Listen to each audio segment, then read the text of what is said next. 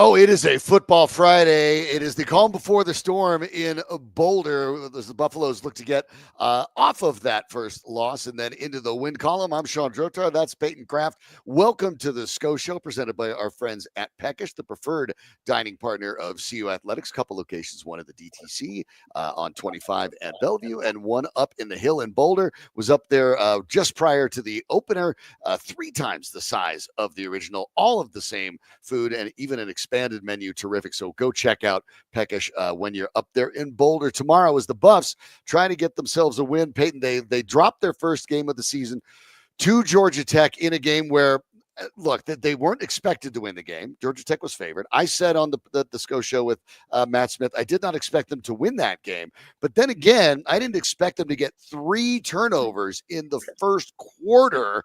And because they did, this game feels like it was a missed opportunity. Yeah, I completely agree. You have to be able to capitalize on 3 turnovers early in the game. And I was excited. I mean, Buffs got the ball.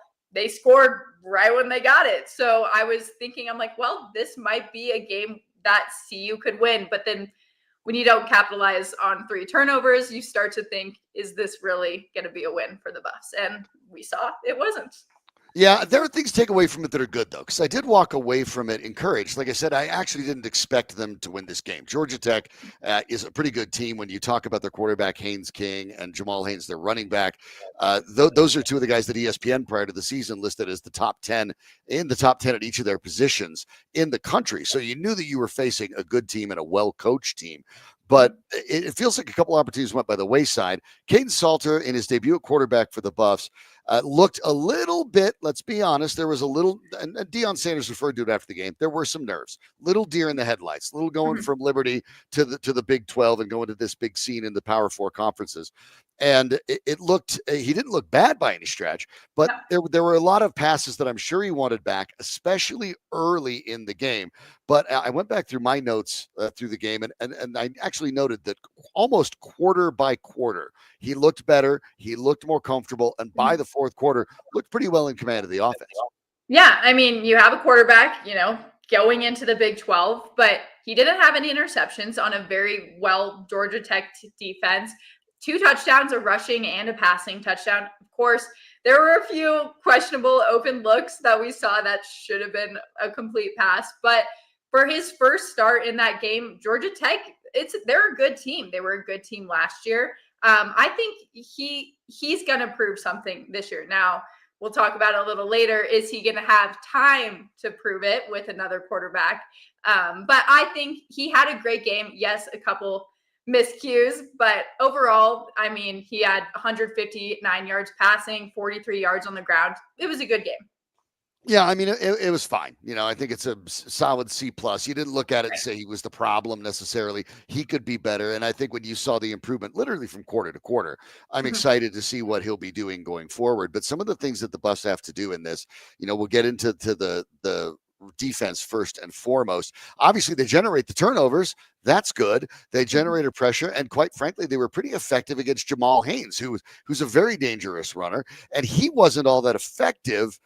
But you say that, and Yellow Jack still ran for 320 yards. You could tell me nothing about a football game except for that stat and say one team allowed 320 rushing yards, and I would say that team lost.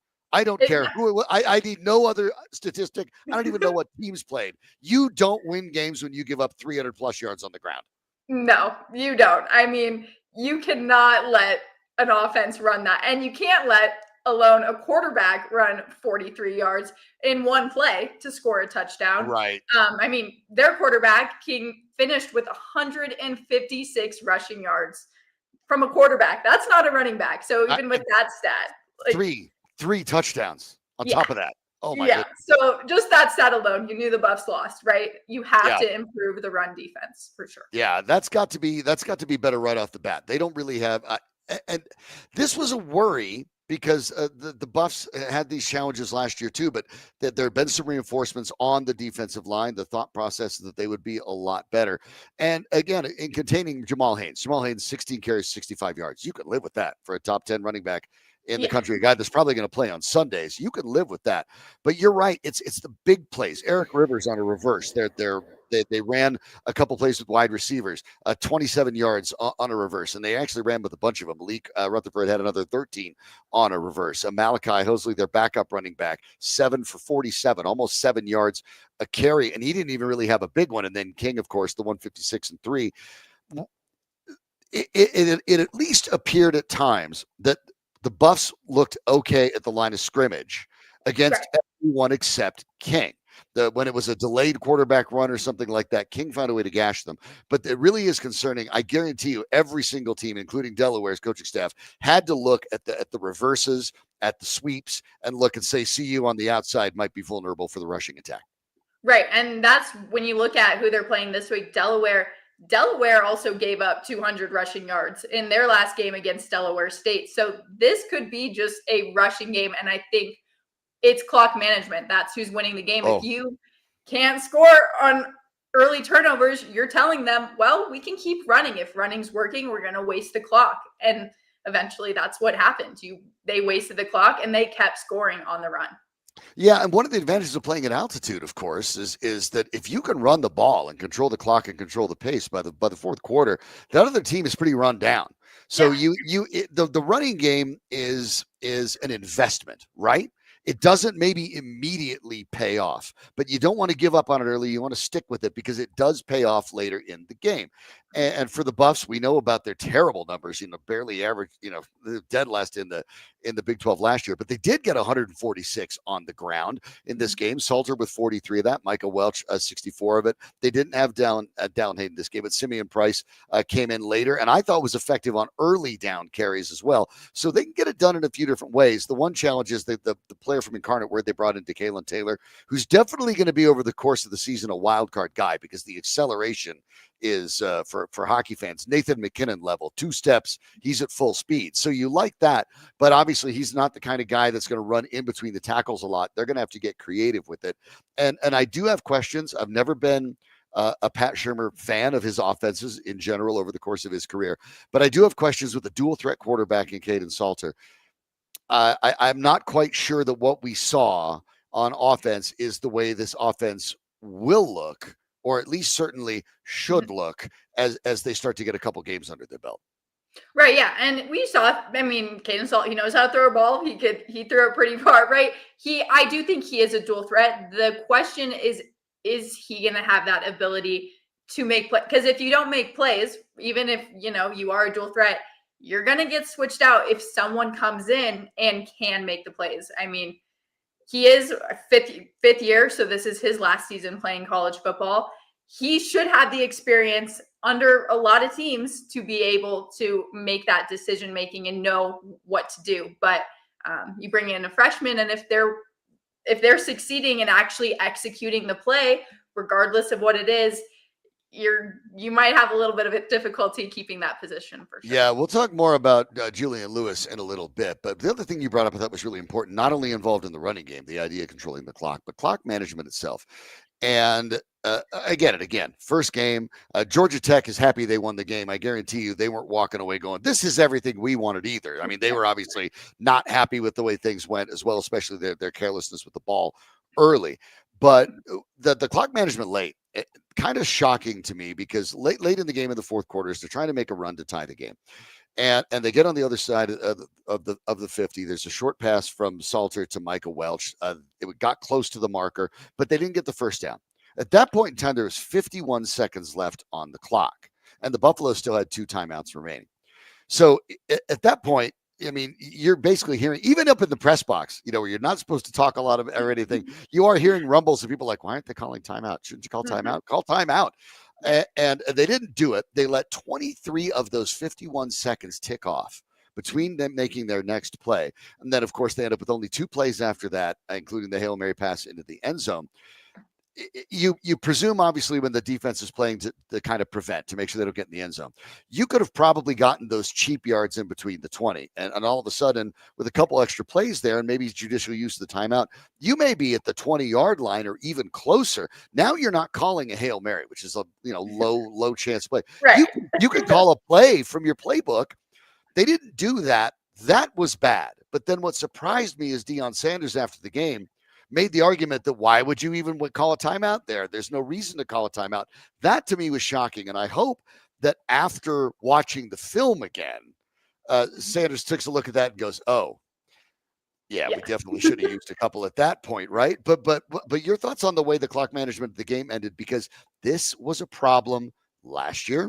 It was a problem the year before that. This has been a consistent problem. The late game, late half clock management. It's definitely something that Coach Prime has to get better at, and he's got to get better at it pretty quickly. And the step one probably starts with recognizing that no, that wasn't the right time to keep them in your pocket. Right. And exactly. It's not like you take timeouts home with you. You don't just get them in the next game. Right. To me, I still don't understand why you don't call that timeout. It's an extra time for you to talk with your quarterback to figure out a play. And again, you save 30 seconds. Sometimes you save 40, depending on if you're calling a run play. I think you have to learn, and it's happened last year. And I think that is why people this game are so quick to judge, because this isn't a one-time thing. This happened multiple times last year where they left the game. And we may have won a couple of those games last year with Shedeur because he could throw that Hail Mary pass. But that Hail Mary pass in college football generally doesn't normally work. Even if it worked last year a couple times, you don't just want to say, well, we could have done that. The Hail Mary was catchable, because you don't want to be put in that position. And I think Coach Prime, Pat Shurmur, they need to look at that and say, we need to take those timeouts, because you don't get them the next game. There's no reason not to take it. I mean, I can't find a reason where you wouldn't take it unless you're just wearing the defense down and you're on the 1 yard line, like quick, go, right? Yeah, I looked at it all week and I couldn't really find any rationale. I mean, I can tell what happened, because they thought they were going to get the first down. Then the clock would stop temporarily, you can line up and go again and save the timeout. But you have to prepare in advance, and that's one of the things that it looks to me from the outside looking in. That's a communication issue, right? With Pat Shurmur and with Deion Sanders, you have to be able to say, all right, here's the play we're calling. If we get the first down, we're going to line up quickly, and then we're going to run this play. But if we don't get the first down, we're calling the timeout, and then we're going to huddle up. And you have to know what you're going to do before you choose to do it. On the bright side, that's very much the kind of the things that the baseball players do, right? When baseball players think about, okay, if the ball is hit here, I'm going to go here, I'm going to do this. You think about what you're going to do before you do it, so you don't have to make a plan in the moment when stressful. Deion Sanders was a pretty good baseball player too. So, he should know that part has got to get better. We'll talk more about this Delaware game in a moment too, but I want to remind everyone that our great sponsor at Peckish. So excited about that. Want to talk about that new setup on the hill, expanded menu, pizza lineup, still the great wings that you expect, named the best in Boulder in 2024 from the Best in Boulder magazine. So you have a couple outlets right there. We know that the Buffs themselves love it. There's right there. You can see the Coach Prime over there at Peckish, because who doesn't like pizza, wings, and the occasional adult beverage during a football game? I mean, that's kind of a no-brainer. So we'll go up and visit all the folks at Peckish, either up at the hill or check them out down in the DTC at the Bellevue Station area, right there on I-25 and Bellevue. The preferred dining partner is CU Athletics. That's not something they just hand out, so you know what you'll be getting at Peckish. We're so excited that they're part of it as well, and now I'm hungry. But that's okay. We're going to talk about this Delaware game. The Buffs are more than a 3-touchdown favorite. Delaware just makes the jump to FBS. Joe Flacco is not coming back in the building, to paraphrase Rick Pitino. So the Buffs are expected to win this game, and we can get into the details of it. You broke it down pretty well. They gave up a lot of yards on the ground. You'd love to see the Buffs continue to build the ground game, something they were desperately lacking last year. But at the same time, there's a little controversy on tap, because if this game, just stick with me, right? So if this game is the blowout that people expect, in the second half, you can probably expect Julian Lewis to come in, right? Why would you leave your starter out there? You obviously want to give Lewis a little time, as I've explained before. The Buffs right now are doing the Arch Manning plan, and Caden Salter is Quinn Ewers. Okay, that's the plan. And yeah, I got it. Every time Ewers didn't have an amazing game, all the Texas fans were like, "Where's Arch? Where's Arch?" Well, Arch went out in game 1 this week against Ohio State. How'd that turn out? It's okay for Julian Lewis to go on that plan where you're going to stay behind a guy who's got more experience and can show you the ropes. But if there's a blowout, and Julian Lewis comes in, then you get him some play time. That helps increase the speed in which he learns. It also increases the risk for the Buffaloes, Peyton, because what if he comes in and he's dealing? Then who do you start next week? And who do Ah, you continue to start, right? yep, I mean, you have to remember Julian Lewis hasn't seen the field, right? I right. was maybe expecting to see him if it was a blowout last week. Last week, but we didn't see him. Coach Prime confirmed we are gonna see him this week. And if it's a blowout, do you start the true freshman? I mean, Kaidon Salter, this is his last year playing. He has the experience. But like we said, if Julian Lewis comes out, throws 3 touchdowns, looks great, has the arm strength, you got to think, well, why wouldn't you play him against Houston the next week? But Houston is not Delaware. That's what people have to remember. Like you said, it's the first year for Delaware in the FBS. So you have to take it with a grain of salt. We may see an incredible game by Julian Lewis, but we have to look at the team they're playing. And you have to look at what Kaidon Salter, because I believe Kaidon Salter will still start, what he looks like also against this team. Yeah, I think if I were to just draw it up on paper and think like this is how I want it to go, I would like to see Julian Lewis, but I it would be like into the fourth quarter because I think Kaidon Salter Wait. obviously against Delaware is going to have a good game too, right? So I think you want Salter to be able to put up a good number because one of the things you have to avoid is any sort of quarterback controversy. It's bad for a locker room, it's bad for a fan base, and everybody. Let's face it, we know it all the time. If you've been watching the Denver Broncos in the last decade between Peyton Manning and Bo Nix, everybody's always excited about the next thing, right? So the second Julian Lewis comes in and doesn't trip over his own feet, there's going to be a certain segment of the fan base that's like, start him now. He's ready to go. But he's still very slight. He's still young.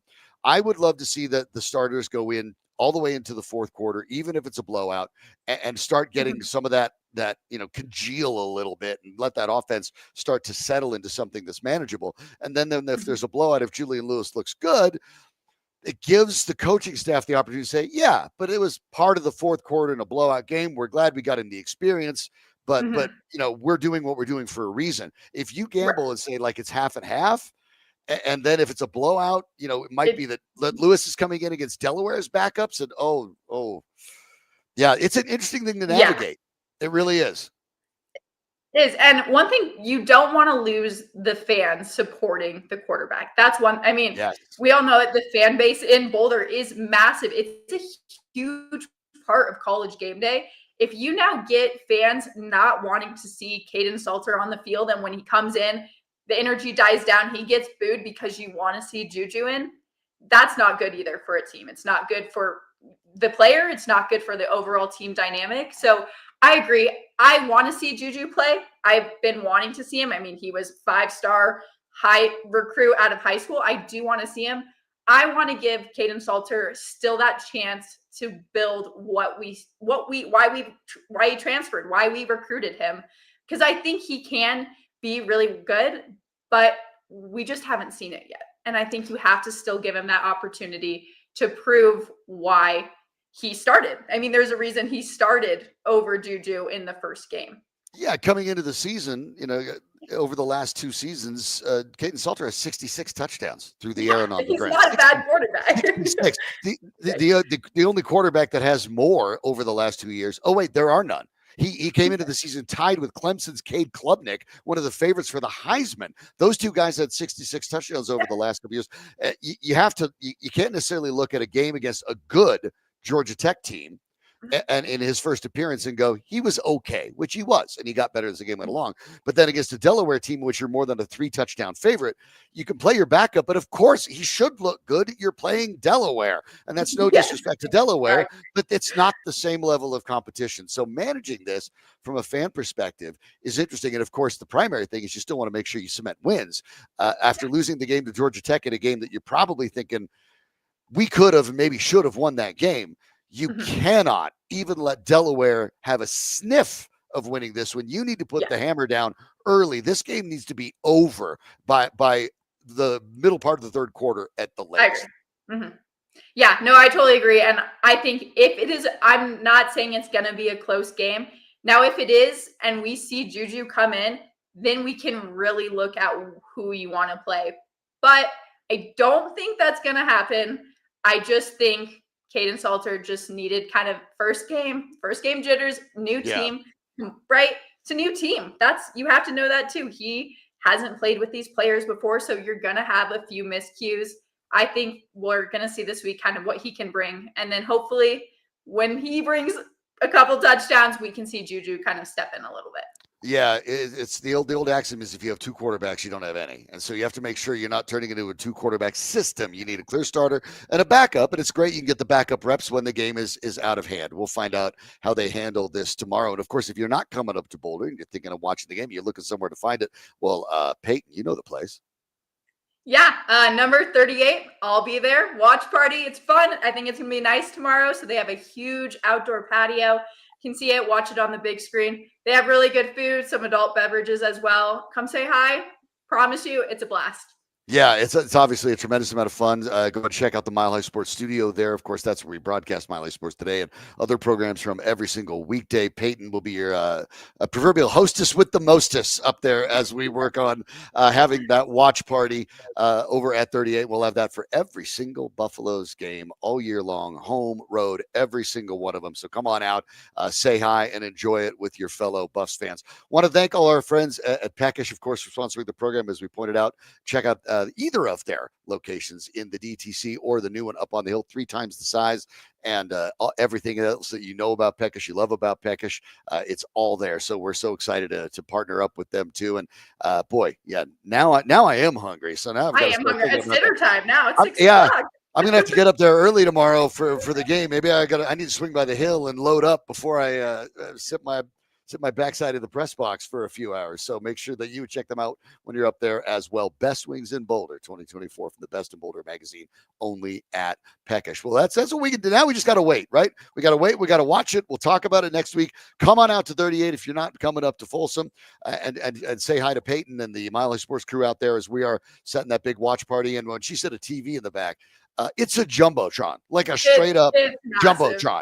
Yeah, it's like 15, 20 feet wide. Like you will not have a problem finding a seat. The sound will be on. You won't even have to catch the commercials because we have DJs covering the commercials. It'll be a blast. So come check it out there at 38 as well. Peyton, thanks so much. It's so fun to be able to get to do this with you now that the season is going. We'll have a lot to talk about next week, and we'll look forward to that. So thanks so much. Yes, thank you. Always a blast. And we can't forget what we always say. 3. What do we say? Go Buffs. Go Buffs. We'll catch you next time right here on the Sko Show from Mile High Sports.